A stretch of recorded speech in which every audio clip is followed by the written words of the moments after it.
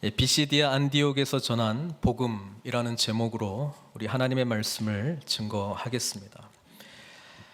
드디어 바울과 바나바는 비시디아 안디옥이라고 하는 곳에 이르렀습니다. 여기서 엄청나게 중요한 사건이 하나 기록이 되어 있는데, 사도 바울이 예수님을 믿고 난 이후에 기록된, 적어도 우리에게 기록된 첫 번째 설교가 기록이 된 거예요. 물론 그때 당시에 전한 설교는 훨씬 길었을 거예요. 그리고 지금 요약된 사도 바울의 첫 번째 설교가 기록이 되어 있는데, 여기가 어떻게 보면은 어떤 설교가 복음 설교인가, 복음을 기초로 한 설교가 있다면 어떤 것인가 라고 하는 것에 중요한 모델이 되고 있습니다. 그래서 사도행전에는 베드로가 전했던 설교도 나오고, 또 스데반의 그 긴 사도행전 7장의 설교도 있고, 바울이 전한 설교도 있는데, 첫 번째로 전했다라고 하는 뜻에서도 중요하지만 우리가 복음이라고 하는 것이 무엇인가, 그것이 어떤 의미가 있는가를 굉장히 알짜배기로 다른 거 다 빼고 이렇게 기록되어 있는 것은, 저희가 이것을 볼 수 있다라고 하는 것은 특히 제 입장에서는, 설교를 해야 되는 입장에서는 영광 중에 영광입니다. 그래서 이 사도 바울의 이 첫 번째로 기록된 설교를 통해서 우리는 복음의 핵심이 무엇인가, 그리고 성경 전체가 복음이다라고 하는 것을 이야기해주고 있다라고 하는 것을 우리는 너무나도 자세하게 알게 된다라고 하는 것입니다. 그래서 오늘은 제가 어떤 의미에서는 설교를 설교하는 거예요. 이미 주어진 설교를 하는 것인데, 그 의미들을 잘 가지고 있었으면 좋겠습니다. 왜냐하면 전혀 우리랑 아무 상관없는 이야기가 아니고 너무나도 밀접한 이야기이기 때문에 그렇습니다. 13절은 지난주에도 제가 잠깐 언급했습니다마는 마가 요한이 떠나는 곳으로 기록이 시작이 되고 있는데요. 오늘 나오는 비시디아 안디옥은 바울과 바나바를 파송한 첫 번째 이방인 중심의 교회인 안디옥 교회하고는 이제 다른 안디옥이에요. 다른 곳입니다. 예루살렘 위쪽에 있는 안디옥은 통상 시리아 쪽에 있기 때문에 시리아 안디옥이다, 이렇게 구분을 하기도 합니다. 그때 그 시리아 안디옥에서 바울과 바나바가 선교사로 보냄을 받았을 때에 그 교회가 어떤 교회인가 기억을 좀 했으면 좋겠습니다. 선교적 교회였습니다. 선교적 교회라고 하는 것은 하나님의 존재 자체가 선교적이다. 지난주에도 잠깐 말씀드렸죠. 하나님 아버지, 성부 하나님께서 성자 예수님을 보내시고, 성자 예수님과 성부 하나님은 성령 하나님을 보내시고, 성령 하나님은 우리를 또 보내시고, 그러니까 태생부터가 DNA 자체가 보냄을 받은 그 존재가 성부 하나님의 그런 몸된 그리스도의 몸된 교회를 우리는 이루는 우리의 정체성이 되어야 된다라고 하는 것입니다. 보냄을 받기 위해서는 제일 먼저 중요한 것은 하나님께서 뭐를 위해서 우리를 부르시고 보냈는가, 하나님의 뜻을 분별하는 것이고요. 두 번째는 그 뜻을 이루기 위해서 우리는 어떻게 살아가야 되는가, 옆에서 이렇게 잘 도와주는 그런 양육하고 가르치는 사람들이 있어야 된다라고 하는 것입니다. 그래서 안디옥 교회는 사도, 집사를 세운 예루살렘 교회하고는 틀리게 누가 있었다고요? 선지자하고 교사 중심의 교회였다라고 하는 것을 기억할 필요가 있습니다. 그래요. 우리가 교회 생활을 한다는 것은 집사도 있어야 돼요. 그때의 집사는 너무나 엄청난 사람들을 어떻게 잘 그 애찬식에 참여하게 할 것인가, 그거에 전문적으로 분배받은 일을 감당하는 기능으로서의 집사였고요. 선지자와 교사는 하나님의 뜻을 분별하고 그 분별된 하나님의 뜻을 살아내게 하는 그런 리더십 기능을 감당한 것이었거든요. 그러니까 선교적 교회가 되려면은 그런 리더십이 세워져야 되고, 우리가 그것이 굉장히 중요하구나 처음부터 알고 있어야 돼요. 요게 정리가 안 되면은 교회가 마땅히 해야 될 일을 하나님이 원하시는 사역으로 진행하기보다는 교회에서 맡겨진 직분자들이 모여서 인간이 할 수 있는 최상의 시나리오를 만들고 기도는 이렇게 하는 거예요. 이게 잘 되도록 주여 함께하여 주시옵소서, 이런 기도로 나가는 거예요. 잘못된 건 아닙니다. 그러나 하나님의 선교적 교회가 되기 위해서는 때로 우리가 중요한 거 하나 놓쳤다는 거예요. 제일 중요한 거는 하나님이 우리 공동체를 통해서 하고자 하는 그것이 무엇인가. 또 개인적으로도 마찬가지예요. 개인적으로 나를 향하신 하나님의 뜻이 무엇인가. 요거 분별 못하면 말은 주님의 통치 아래서 살아간다 이렇게 고백하지만 사실은 결정 내릴 때는 하나님 잠깐 물러가 계시고 내가 다 계획하고 결정하고 그 다음에 이것을 이루기 위해서 주님 부르는, 마치 지니를 부르는 듯한 그런 모습으로 우리가 신앙생활할 수 있다는 거예요. 비슷해 보여요. 어떻게 보면 뭐 좋은 일도 있을 거예요. 그러나 하나님께서 왕이 되시는 그런 모습은 아니라고 하는 것을 한 번쯤 우리가 깊이 생각할 필요가 있다는 거예요. 그런 의미에서 예수님을 나의 구원자 그리고 주, 나의 왕으로 모시고 살아간다라고 하는 것이 무엇인가. 여러분, 그게 우리 신앙생활의 숙제인지도 모릅니다. 안디옥 교회는 태생부터가 성령이 인도하시는 분명한 뜻을 분별했기 때문에 바울과 바나바는 사명을 다해서 나아갔고요.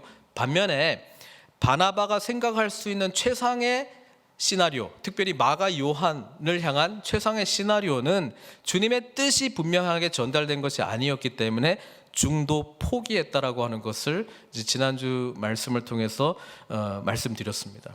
그래서 우리가 주의 일을 할 때요, 모양은 하나님의 일을 하는 것처럼 보일 수는 있어요. 뭐 이거 봉사해야 되니까 뭐 전화하고 뭐 협박하고 뭐 달래고 뭐 이렇게 해가지고 주의 일을 감당할 수는 있습니다만은 본질적으로는 하나님이 주시는 분명한 소명과 뜻, 그 가운데서 감격과 나는 이 일을 해야 된다라고 하는 소명의식 없이는 오랫도록 지속이 될 수가 없다는 것을 말씀해 주고 있습니다. 그렇기 때문에 구원의 복음을 받아들이는 우리는 한편으로는 하나님의 뜻이 또한 무엇인가, 그거를 잘 분별해야 돼요. 인간의 직책으로 주어진 이거 하세요 저거 하세요 순종하는 것도 좋은데요, 나쁘다는 건 제가 말씀드린 게 아닌데요, 보다 본질적인 것은 하나님께서 말씀하시는 것을 듣고 그리고 그 뜻에 순종하는 것이 훨씬 더 중요하다라고 하는 것입니다. 그러니까 교회 공동체가 선지자적인 기능과 교사의 기능을 감당하는 리더십이 세워지면 그런 교회로 점차 변화되어 나갈 것이고, 그런 리더십이 없으면 인간이 생각해낼 수 있는 최상의 시나리오를 갖다 바치고 주여 이루어 주시옵소서 기도하는 교회 공동체로 될 수 있다는 거예요. 그런 점에서 선교적 교회는 아니고 교회가 하는 선교 일, 교회가 하는 교회 사역이 될 가능성이 많이 있다라고 하는 것을 안디옥 교회의 사역을 통해서 잘 생각했으면 좋겠고요. 오늘 사도 바울이 비시디아 안디옥, 제가 말씀드리지만 안디옥 교회는 아니고 비시디아 동네에 있는 안디옥 교회에서 전한 메시지의 핵심을 보면서 이 복음의 파워풀한 메시지와 능력이 어떤 것인가 우리가 좀 봤으면 좋겠습니다. 사도 바울과 바나바는 그 선교 전략이 간단했습니다. 뭐냐면은 큰 도시를 가요. 큰 도시를 가면은 디아스포라 유대인들이 모여 있을 가능성이 높습니다. 그리고 디아스포라 유대인들, 흩어진 유대인들은 안식일 날 꼭 모여서 회당 예배를 드립니다. 그렇죠? 이 회당 예배는 언제 생겼냐면은 포로로 끌려갔을 때에 바벨론, 뭐 페르시아, 뭐 이 시기에 예루살렘 성전은 다 없어졌잖아요. 그러니까 예배는 드리고 싶은데 성전이 없어. 제사는 드리고 싶은데 성전도 없고 제사장도 없어. 그러니까 뭐 합니까? 말씀 중심으로 모이기 시작한 회당 예배가 시작되었습니다. 그래서 회당 공동체에서 드렸던 것은 오늘날 우리가 드리는 예배랑 비슷해요. 찬양하고 그 다음에 구약 성경, 모세오경, 선지자, 시편 이 말씀 중에서 한 구절을 읽고 그 다음에 그것을 누가 이제 강론하는 식으로 그렇게 드린 것이 이제 회당 예배고요. 다시 예루살렘으로 하나님의 은혜로 돌아오게 될 때도 이 회당 예배 문화도 같이 가져오게 되었고, 특별히 디아스포라 유대인들, 전 세계 흩어진 유대인들은 예루살렘에 가는 것이 매주 안식일마다 가는 건 어렵고, 절기 때는 뭐 어쨌든 억지로라도 갈 수는 있습니다만은 하나님께 늘 예배 드리는 것이 회당 중심의 예배가 드려졌다라고 하는 것을 사도 바울하고 바나바가 잘 알고 있었기 때문에 거기를 중심으로 일단은 메시지를 전하기 시작합니다. 왜냐하면 회당 예배 때는 유대인들이 안식일마다 딱 모이거든요. 근데 외부 손님들이 오면은 예의상 외부에서 오셨군요, 오늘 말씀 우리가 읽었는데 한 말씀 좀 해주십시오, 이렇게 요청을 한단 말이에요. 그걸 잘 알고 있었습니까? 잘 알고 있었다라고 하는 것이죠. 그래서 그렇게 요청을 받을 때 그때 뭐 하면 되는 거예요? 복음을 딱 제시하면 되는 거예요. 그래서 그 세팅입니다. 지금 회당에 먼저 들어가요. 안식일 날 회당에 들어가 앉으니라. 그러니까 15절에 율법과 선지자의 글을 읽은 후에, 그러니까 구약 성경을 읽었다는 거예요. 율법과 선지자들과 시편, 이렇게 부르면 구약 성경, 모세오경, 토라, 그렇죠? 선지서, 느비임, 그리고 시편, 케투빔, 요거 다 합쳐가지고 앞자만 따서 타나크, 이게 이제 구약 성경인데 그 중에 일부를 읽었다는 거예요. 그리고 난 다음에 물어보는 거죠. 형제들아, 만일 백성을 권할 말이 있거든 말하라, 이렇게 딱 요청 들어올 거 알고, 그러니까 그때 누가 일어나요? 바울이 일어납니다. 이때까지 어떻게 보면은 뭐 짬밥으로 보나 선배 어떤 그 기수별로 보나 바나바가 위거든요. 바나바가 먼저 예루살렘 공동체의 어떤 일원이 되었고, 나중에 리더가 되었고, 바나바를 통해서 바울이 또 예루살렘에 있는 리더들과 만날 수 있게 되었고, 또 안디옥 교회도 누가 데리고 온 거예요? 바나바가 저기 다소 고향에 가 있는 바울을 데리고 왔잖아요. 그런데 13장 쭉 읽어보면 파송 이후부터는 바나바보다는 바울이 리더십을 더 갖게 된 것처럼 보입니다. 그래서 이때 우리는 이제 바나바의 그 귀한 사역 중에 하나가 누가 뭘 해야 되는지, 내가 어떻게 섬겨야 되는지, 어떻게 위로해야 되는지 이걸 너무나 잘 알고 있어요. 딱 보니까 바울이 자기보다 더 메시지를 잘 전한다는 거예요. 그러니까 바울을 세운 거죠. 그러니까 바울이 딱 일어나서 손짓하여 말하되 이스라엘 사람들과 및 하나님을 경외하는 사람들아 들으라. 16절에 그렇게 나와 있죠. 회당 예배를 드릴 때 두 부류의 사람이 있습니다. 첫 번째는 유대인들은 회당 안에 들어갈 수 있어요. 그리고 여기 누구예요? 하나님을 경외하는 사람들아, God-fearing Gentile이라고 NIV 성경은 번역하고 있습니다. 뭐냐면 하나님을 경외하는 이방인들이에요. 그러니까 유대인들이 믿는 하나님은 믿고는 싶은데 아직 유대교로 개종하지 않은 사람들은 회당 예배의 말씀을 듣고는 싶거든요. 그래서 그들은 어디서 주냐면은 이 회당 예배가 이제 어떤 건물에 모일 거 아니에요? 그럼 안에는 유대인들이 있고 바깥에 귀동냥으로 이제 듣는 사람들이 누구다? 하나님을 경외하는 사람들아. 그리고 여자들도 못 들어가요. 그러니까 여인들 중에서도 말씀을 듣고 싶은 사람들 저 멀리서 이렇게 듣는 그런 게 이제 회당 예배다, 이렇게 보시면 됩니다. 그 사도 바울이 안에 있는 유대인들 향해서 말하고 이스라엘 사람들아, 그리고 저 밖에서 듣고 있는 하나님을 경외하는 사람들아 들으라, 이렇게 이야기를 합니다. 그리고 17절부터 25절까지는 우리가 쭉 읽어보면은 구약 성경을 완전히 요약을 해버렸죠. 그래서 17절부터 25절까지 쭉 읽는데 나한테 좀 생소하다, 그럼 뭐 해야 돼요? 구약 성경을 좀 열심히 읽어야 돼. 이거 나 처음 듣는 이야기인데 뭐 읽는데 편하지가 않아, 뭔 말인지 잘 모르겠어. 그러면은 적어도 창세기, 출애굽기, 민수기, 여호수아, 사무엘, 상하까지는 읽어야 돼요. 그래야지 여기 내용이 이해가 되고요. 만약에 편하게 느껴지신다면 어느 정도는 좀 된 거예요. 됐죠? 어느 정도는 이 정도는 됐어, 이렇게 자화자찬하셔도 됩니다. 자, 17절부터 창세기 때부터 쭉 이야기를 하고 있는데 17절부터 같이 볼게요. 이스라엘 백성의 하나님이 우리 조상들을 택하시고, 이 창세기잖아요. 창세기의 중요한 주제가 조상들을 택하는 거구나. 그 조상 4명 4대 족장 누구예요? 아브라함, 이삭, 야곱, 요셉, 그 이야기가 창세기에 기록되어 있습니다. 그 다음에 애굽 땅에서 나그네된 그 백성을 높여 큰 권능으로 인도하여 내사. 창세기 요셉 때부터 애굽에 가 있고 이제 오랫동안 여기서 살았잖아요. 출애굽하게 된 이야기는 어디에 기록되어 있어요? 출애굽기, 출애굽기에 기록되어 있습니다. 한 요 정도까지는 그래도 다 아실 거예요, 그죠? 창세기, 출애굽기. 자, 그런데 우리가 이 성경을 읽을 때에 이게 하나님께서 주도하시는 이야기예요. 그래서 17절부터 25절의 주어는 하나님께서입니다. 하나님께서 택하시고, 하나님께서 구원하시고, 하나님께서 인도하시고, 하나님께서 권능을 베푸시고, 그러니까 주어가 다 하나님이에요. 그러니까 하나님이 하시는 사역이에요. 그래서 우리는 이게 이스라엘 역사인데 하나님께서 하시는 이스라엘 역사, 하나님의 역사라고 하는 관점으로 우리가 이해할 필요가 있고요. 더 중요한 거는 우리가 영어로 그 역사가 뭐예요? 히스토리잖아요. 근데 his story라고 부르잖아요. his story. 그러니까 하나님의 이야기라는 거예요. 예수님의 이야기라는 거예요. 그런데 신앙이 뭐냐? his story. 뭐 이스라엘 역사 이야기 아니냐, 구약이. 그게 my story가 되는 것이 복음을 경험한 사람이 고백하는 내용이에요. 여러분, 하나님의 스토리가 my 스토리가 되어야 돼요.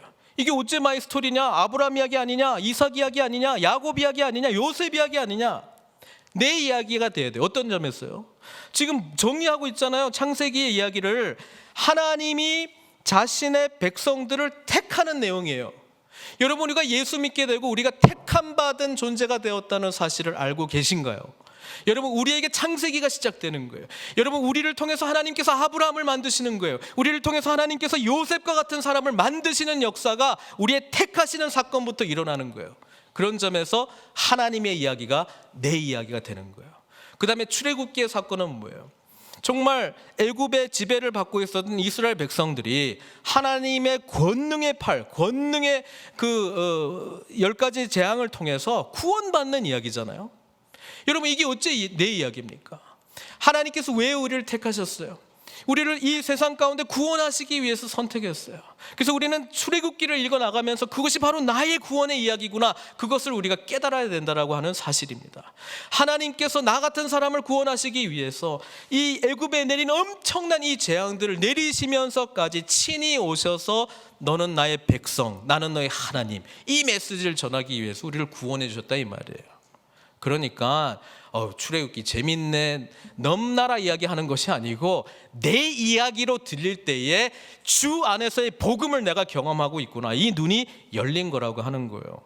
그 다음 이야기가 뭐였나요? 18절에 보니까 광야에서 약 40년간 그들의 소행을 참으시고, 뭐 창세기, 출애굽기, 그 다음 뭐예요? 레위기 이야기는 아니고 민수기 이야기잖아요. 민수기 이야기. 지금 그러면 안 됩니다. 민수기 이야기예요. 민수기 이야기. 광야에서 40년. 자, 약속의 땅에 바로 들어갈 수 있는데 믿음이 없어서 못 들어간 사건이잖아요. 여러분, 이게 우리의 이야기입니다. 우리가 하나님께서 주신 약속을 알고 있어요. 그런데 원망하고 불평하고, 하나님의 말씀을 아는데 그 말씀대로 살아내지 못하는 그 이야기가 민수기 이야기라고요. 민수기 이야기. 근데 민수기 이야기하고 오늘 우리의 이야기의 차이점은, 민수기 때는 불순종하면 하나님께서 다 어떻게 합니까? 죽여버립니다, 그냥.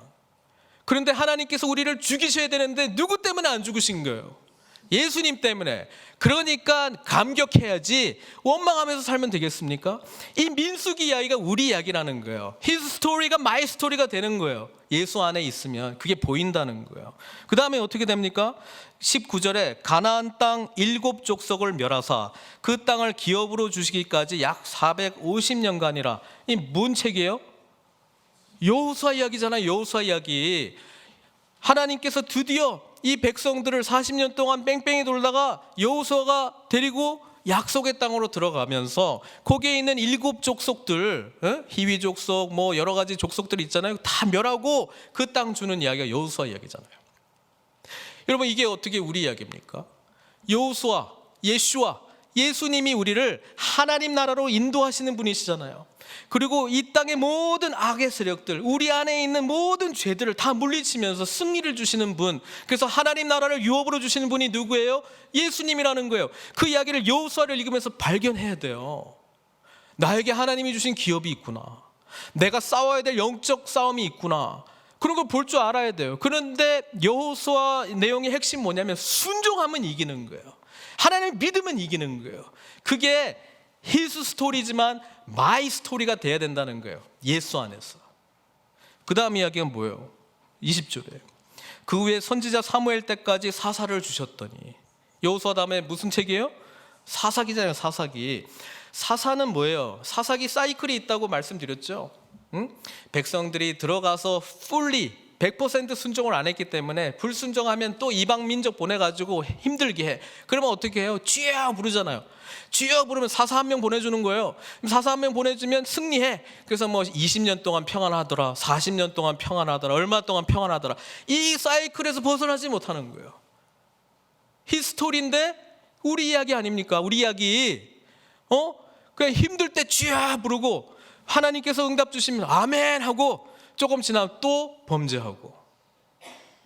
이 왜 그런 거예요? 사사기의 주제가 뭐예요?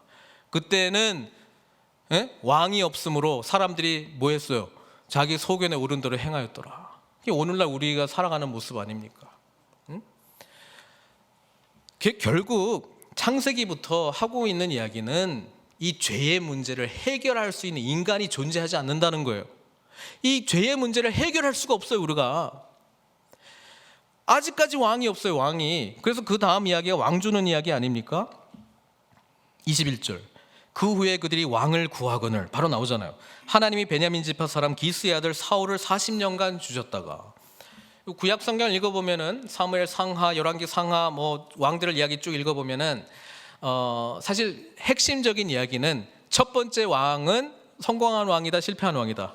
실패한 왕이다. 어떤 의미에서? 하나님이 원하시는 그 나라를 통치를 해야 될 때는 하나님이 세우신 왕은 뭘 해야 되는 사람이냐면 하나님이 왕이십니다, 당신은 나의 왕이십니다, 이 고백을 하고 주님의 뜻을 분별하고 주님의 뜻대로 순종하는 왕의 기능을 감당을 해야 되는데 사울은 그걸 못했다는 거예요. 하나님이 왕인데 누가 왕이 된 거예요? 사울 왕은 자기가 왕이 된 거예요. 어떤 거에서 결정적으로 나타나요? 결정할 때 결정적으로 나타나는 거예요. 예? 사무엘이 7일간 기다려라, 블레셋하고 싸우는데 7일이 다 되어가고 있는데 군대 사기는 떨어져가고 도망치는 사람들도 있고, 그러면 인간적으로 어떻게 됩니까? 뭔가를 해야 되잖아요. 예? 그때 사울의 선택은 항상 인간적인 선택을 해요. 인간적인 최상의 선택을 해요. 그 인간적인 최상의 선택과 함과 동시에 하는 게 뭐냐면 하나님을 왕으로 모시지 않고 무시하는 겁니다. 자기가 왕자리 차는 거예요. 하나님 왕이 언제 필요하냐면은 내가 결정한 일을 하나님께서 해주실 때는 필요한 거예요. 여러분, 이게 하나님을 왕으로 모시는 삶이 아니라니까요. 그것 때문에 지금 사울 왕이 지금 망해버린 거 아닙니까? 그래서 그 다음에 제대로 된 왕을 세운 게 누구예요? 다윗. 갈수록 목소리가 작아지면 제가 굉장히 구약 성경 또 다시 읽어야 되는구나, 이렇게 생각하시면 됩니다. 22절에 패하시고 다윗을 왕으로 세우시고 증언하여 이르되 내가 이새의 아들 다윗을 만나니 내 마음에 맞는 사람이라. 우리는 내 마음에 맞는 하나님을 찾고 있었어요. 내 마음에 맞는 하나님. 이거 안 해주네, 나 이거 싫어, 나 기독교 안 할래, 나 이런 하나님 안 할래. 내 마음에 맞는 하나님 거기 어디 있습니까? 이렇게 찾고 있어요. 여러분, 내 마음에 맞는 하나님 찾으면 결과적으로 그게 뭐가 되는 줄 아세요? 우상이에요. 우상. 내 마음에 맞는 하나님 찾는 것이 신앙이 아니고요, 하나님에 맞는 사람이 되는 것이 신앙생활입니다. 다윗이 그런 사람이었다는 거예요. 다윗 부족하죠. 죄도 지었어요. 근데 빨리 정신 차리고 당신이 나의 왕입니다. 그 자리로 늘 돌아왔던 것이 다윗입니다. 그러니까 하나님이 이런 후한 평가를 해줘요. 그래도 내 마음에 맞는 사람이라는 거예요. 죄를 깨달으면 회개하고, 회개하기 이전에 죄로 말미암아 파생된 열매는 다 받고, 가정 풍비박산 나고 쫓겨나고 이거 다 받고 죄 때문에 그런 거 알고 있었어요. 처분은 전부 하나님께 맡기는 게 다윗의 모습 아니에요? 이게 옛날 이스라엘 이야기가 아니고요, 우리 이야기가 돼야 된다는 거예요. His 스토리가 my 스토리가 되는 거. 그게 바로 복음 안에서 우리가 누리게 된 능력이라고 하는 것입니다. 그래서 23절에 하나님이 약속하신 대로 이 사람의 후손에서 이스라엘 위하여 구주를 세우셨으니 곧 예수라. 다윗에서 바로 점프해가지고 신약으로 넘어갑니다. 왜냐하면 다윗에게 하나님께서 나단 선지자를 통해서 영원한 나라를 약속해 주셨습니다. 그리고 다윗의 후손이 이 영원한 나라를 다스리는 참된 왕이 될 것이라고 예언해 줬잖아요. 근데 지금 결론적으로 신약에 오신 예수님이 바로 그 메시아, 바로 그 기름 부음 받은 왕이다, 그 말이죠. 그러니까 우리가 예수님을 믿으면 왕으로 모시는 거예요. 왕으로 모시는 거예요. 나를 택하시고 구원해 주시고 원망하고 좌절하고 불신앙적인 모습으로 살아도 겨우겨우 끄이끄이 약속의 땅으로 인도해 주시는 여호수아, 예수와 예수님, 그분이 바로 우리의 하나님이라고 하는 것을, 그리고 그분이 바로 나의 왕 중의 왕이시라고 하는 것, 그걸 모시고 살아가는 게 신앙생활이라고 하는 거예요. 그래서요, 지금 무슨 이야기를 하냐면은 24절에 그가 오시기에 앞서 요한이 먼저 회개의 세례를 이스라엘 모든 백성에게 전파하니라. 이제 세례 요한 이야기를 하고, 세례 요한이 전했던 세례가 무슨 세례? 회개의 세례. 우리가 회개라고 하는 것이 가다가 돌이켜서 이제 제대로 된 길로 가는 게 이제 회개인데, 그 제대로 된 길을 가는 거의 핵심 중에 핵심이 뭐냐면 하나님이 왕이십니다. 주님 뜻대로 살겠습니다.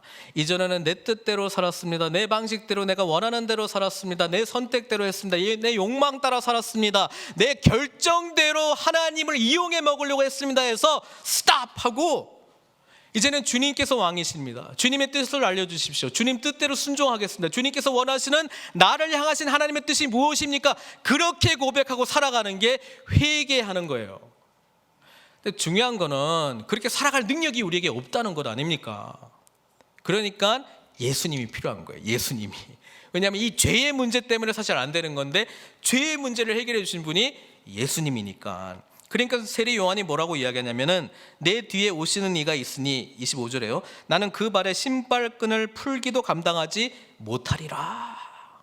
왜냐하면 회개하게는 했는데 그렇게 살아가게 할 수 있는 능력은 세례 요한이 못하거든. 그렇잖아요. 그러니까 무슨 세례를 받아야 된다고 세례 요한이 말했어요?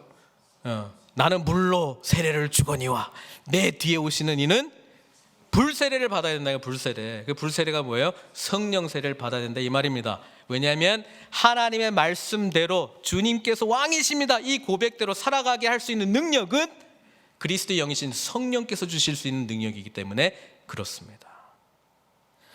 그런 다음에 26절에, 여기까지 구약이고요. 구약의 핵심 메시지는 그겁니다. 하나님 나라 세우기. 어떻게? 첫 번째 선택함으로, 그 다음에 구원함으로, 그 다음에 하나님 나라 백성다운 삶을 살 수 있도록 말씀도 가르쳐주고, 그 다음에 하나님 나라의 영역, 그 땅을 주므로.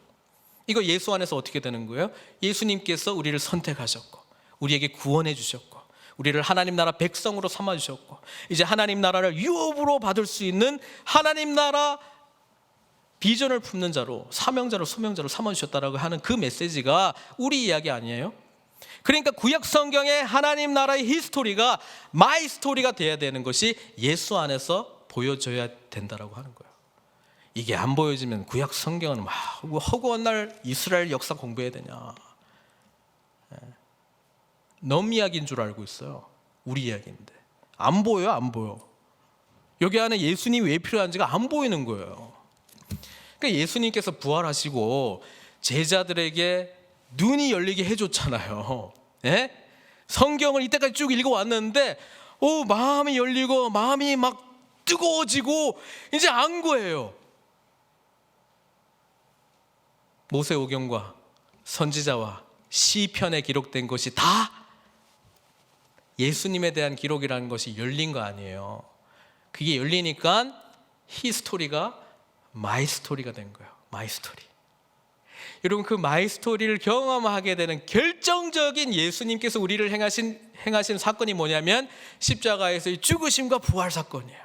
십자가에서 죽으심과 부활 사건. 근데 오늘 사도 바울이 했던 첫 번째 설교에서는 십자가 이야기보다는 부활 이야기를 훨씬 더 많이 해요. 훨씬 더 많이 해요. 그래서 이 부분을 제가 본문을 좀 설명을 할 텐데요, 좀 마이 스토리로 어떻게 연결되는가를 좀 생각해 봤으면 좋겠습니다.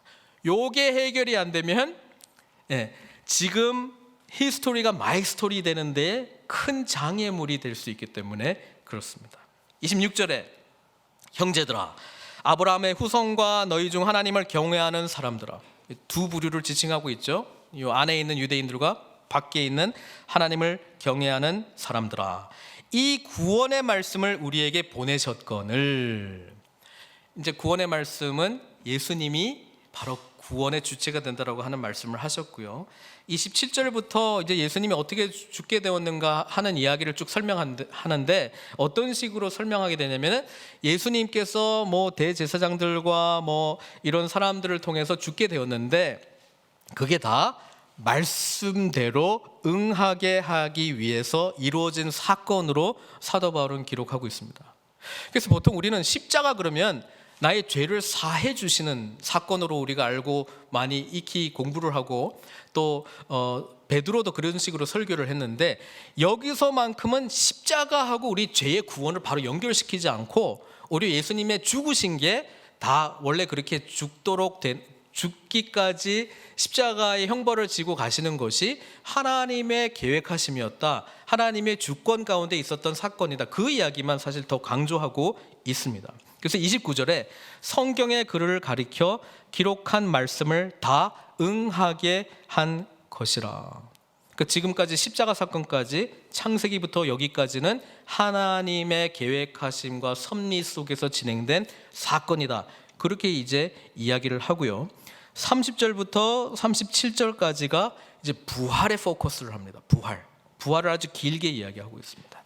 하나님이 죽은 자 가운데서 그를 살리신지라. 사도 바울이 지금 강조하고 있는 이 설교 내용의 핵심은 뭐냐면, 부활의 주님을 경험해야 히스토리가 마이 스토리가 되고, 이때까지 성경에서 이야기하고 있는 모든 것을 이해할 뿐 아니라 나의 삶을 송두리째 바뀐 복음을 경험한 삶을 살 수 있다, 그 이야기를 하고 있습니다. 근데 오늘날 이 설교가 유효한 것은, 오늘날 이 설교가 여전히 유효한 것은 결국 그거예요.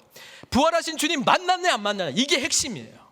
부활하신 주님 못 만나면요, 구약에 나오는 성경 이야기, 예수님의 이야기, 히즈 스토리예요. 히즈 스토리. 넘 이야기라고, 넘 이야기. 내용도 알고 뭐 이름도 알고 지명도 알고 사건도 다 아는데 내 이야기가 안 되는 거예요. 부활하신 주님 말 만날 때에만 히스 스토리가 마이 스토리가 되고요. 그럼 내 눈이 열리는 거예요. 내 세계관이 바뀌는 거예요. 가치관이 바뀌는 거예요. 그런데 이 부활을 두 가지로 이야기해요. 첫 번째는 사도 바울은 사실이다, 부활했다. 그리고 두 번째는 약속의 성취다. 이미 성경에서는 부활할 것이다 라고 하는 예언의 말씀이 있었는데, 예수님이 그 약속의 성취대로, 왜냐하면 이때까지 쭉 설명한 게 모든 것이 하나님께서 말씀하신 대로 응하게 하기 위해서 진행된 일인데, 부활 사건도 마찬가지라는 거예요. 그러니까 부활하신 주님을 받아들이고 만나라, 이 이야기를 하고 있습니다. 사랑하는 성도 여러분, 부활하신 주님이 분명하면 분명할수록 우리는 주님께서 요구하시는 삶을 살아갈 수 있어요. 부활하신 주님, 이것이 추상적이면 추상적일수록 우리는 말씀대로 살아가지 않아도 크게 개의치 않아요. 문화적으로 크리스찬 될 수 있어요. 뭐 교회 나가주고 예배 드려주고 말씀 들어주고 봉사해주고 됩니다. 된다고요. 그런데 히스토리가 마이 스토리가 되는 예수님의 부활 사건이 나에게 현실이 되면요, 그냥 해주고 수준이 아니고요, 그렇게 살아갈 수밖에 없는 거예요. 그렇게 살고 싶은 거예요. 하나님의 이 창세기부터 계시록까지 진행되는 히스 스토리가 마이 스토리가 된 감격이 있다고요. 그러니까 그냥 대충 할 수 없어요. 우리의 삶을 아까 세례 요한할 때 그 생을 마지막으로 끝냈다라고 하는 표현을 어떻게 표현했냐면 25절에 요한이 그 달려갈 길을 마칠 때에, 이거는요 복음 안에서 소명을 발견한 사명자만이 달려갑니다. 달려간다고요. 하나님 나라를 향해서 달려가게 돼 있어요. 예수 그리스도의 부활 사건이 너무나 실제적인 사건으로 나에게 경험되지 않는 사람은 소명이 분명하지 않기 때문에 뭐 하면서 살지? 안 달려가요. 뭐 이것도 해보고 뭐 재밌는 거 없나? 뭐 둘이 없어요. 소명이요. 우리는요 이 땅에서의 우리 육신이 끝나고 난 이후에 영광스러운 하나님 나라의 도래와 그게 히스 스토리, 성경에 기록되어 있는 스토리가 마이 스토리가 되니까는 거기에 감격이 있어요. 소망이 있다고요. 살아갈 이유가 있어요. 달려가요. 그러니까 사도 바울이 자기 자신에 대해서 고백할 때도 빌립보서 표대를 향하여 달려가는 자신의 삶을 묘사하고 있지 않습니까? 여러분, 나이가 들수록 육신이 연로할수록 우린 달려가야 돼요. 달려가야 된다고요. 근데 시간만 뭐 빨리 뭐 맨말 그런 이야기 하지 마시고 하나님의 소명자로서 달려갈 그 무엇을 붙잡아야 돼요. 그래서 히스 스토리 안에 내가 그것이 나의 스토리라고 하는 감격 속에서 주님께서 우리에게 주시는 꿈을 꾸기 시작할 때 우리는 달려가게 돼 있다는 거예요. 말릴 수가 없어요. 말릴 수가 없어요.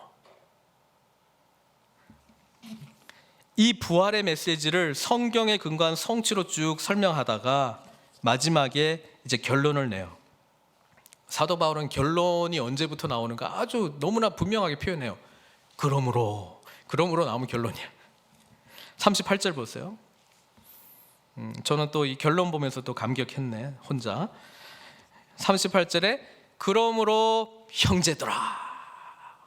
이때까지는 어떻게 호칭했어요? 두 부류로 호칭했죠. 이때까지 이스라엘 백성들과 경건한 하나님은 경건한 사람 두 부류로 호칭했어요. 그런데 십자가의 죽으심과 부활을 선포하고 난 이후에는 형제들아 이렇게 이야기해요. 왜? 헬라인이나 이방인이나 유대인이나 예수 안에서 한 형제이기 때문에 그렇습니다. 복음 안에서 우리는 하나가 되기 때문에 그렇습니다. 그 두 호칭을 할 필요 없어요. 이때까지 메시지 잘 알아듣고 받아들였고 암안했으면 형제들아, 복음을 받아들인 형제들아 이렇게 이야기합니다. 너희가 알 것은 이 사람을 힘입어 죄사함을 너희에게 전하는 이것이며 예수님을 믿으면 죄가 용서함 받는다.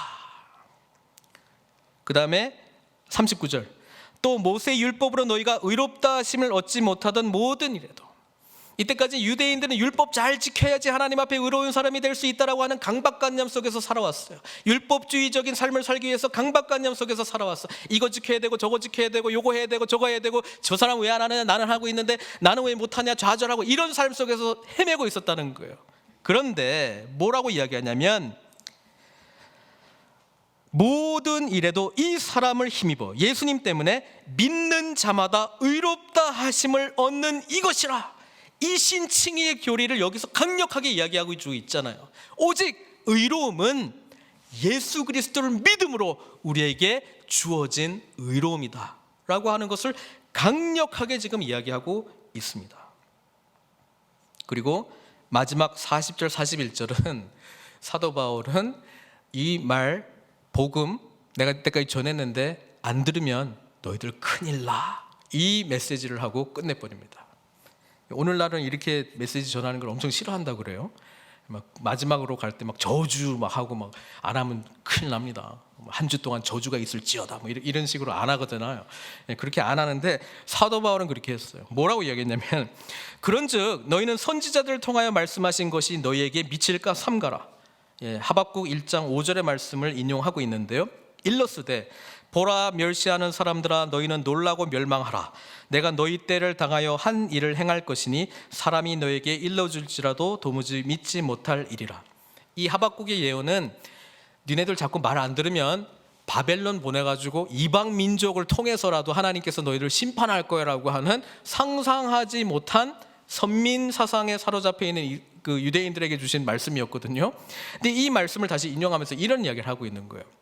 지금 너희들이 생각할 수 있는 가장 악한 시나리오가 하나 있다면 그것에 무한대되는 사건들이 예수님께서 제시하신 이 십자가의 죽으심과 부활의 복음을 받아들이지 않는 당신들에게 미칠 것입니다. 이렇게 지금 이야기를 합니다.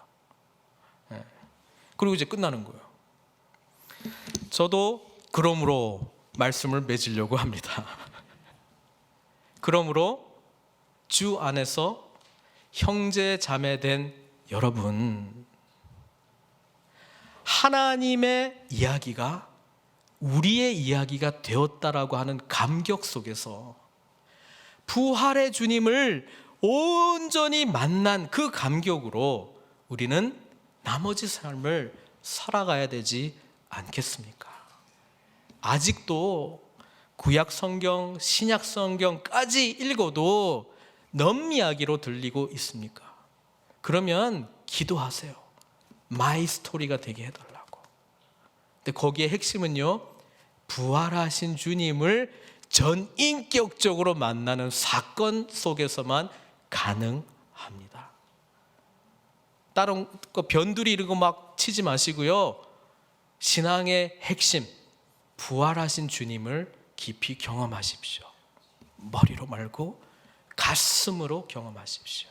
그러면 말씀 볼 때마다 구구절절히 가슴이 뜨거워지고 하나님 나라를 위한 사명자로 살아가게 될 줄 믿습니다.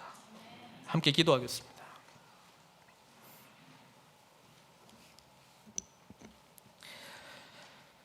오늘 BCD 안디옥 교회에 전한 사도 바울의 오래된 설교인데요, 최초의 설교인데요, 오늘 저희들에게도 유효합니다. 말씀 열심히 읽고 계시죠? 넘 이야기 아니고 내 이야기 되도록 기도하세요. 나에게 말씀하시는 부활하신 주님을 만나는 결정적인 사건이 되도록 사모하는 마음으로 말씀을 파고 읽고 묵상하십시오. 부활하신 주님을 아직도 경험 못하셨다면 그거 놓고 기도하세요. 딴 거 기도하지 마시고요. 주님 만나게 되면 모든 것이 이해될 줄 믿습니다. 그리고요, 우리는 이 땅의 마지막이 10년, 20년, 30년 후에 일어나는 사람들이 아니에요. 하나님의 이야기가 우리 이야기가 되면은 영원한 그분의 나라가 우리에게 다가왔다고요. 그렇다면 그 나라를 향해서 감격하면서 달려가야 되지 않겠습니까? 나는 표대를 향하여 달려간 인생을 살았노라, 그 고백하고 이 땅에서의 삶을 마감해야 되지 않겠어요? 그러니 부활하신 주님 만나십시오. 주님, 부활하신 주님 나에게 나타나셔서 하나님 나라 꿈을 꾸게 하시고 사명자로 살게 해주십시오. 이 기도를 올려드리십시오. 혹여라도 지금 힘든 상황 가운데 있는 분들 있습니다. 아파하고 괴로워하고 있는 분들도 있어요. 절망하지 마십시오. 주님 부활하셨기 때문에 우리는 이 땅에서의 삶이 끝이 아니에요. 소망할 수 있습니다. 여전히 좌절하지 않고 달려갈 수 있다고요. 부활하신 주님 만나십시오. 그분 안에서 위로받으시고 그분 안에서 힘을 얻으십시오. 이 시간 우리 하나님께 기도하는 시간 갖도록 하겠습니다. 사랑의 하나님, 오래전 BCD 안디옥에서 전한 사도 바울의 첫 번째 복음의 설교를 들으면서 성경에 기록되어 있는 하나님의 이야기, His story가 My story, 나의 이야기가 되기를 소망합니다.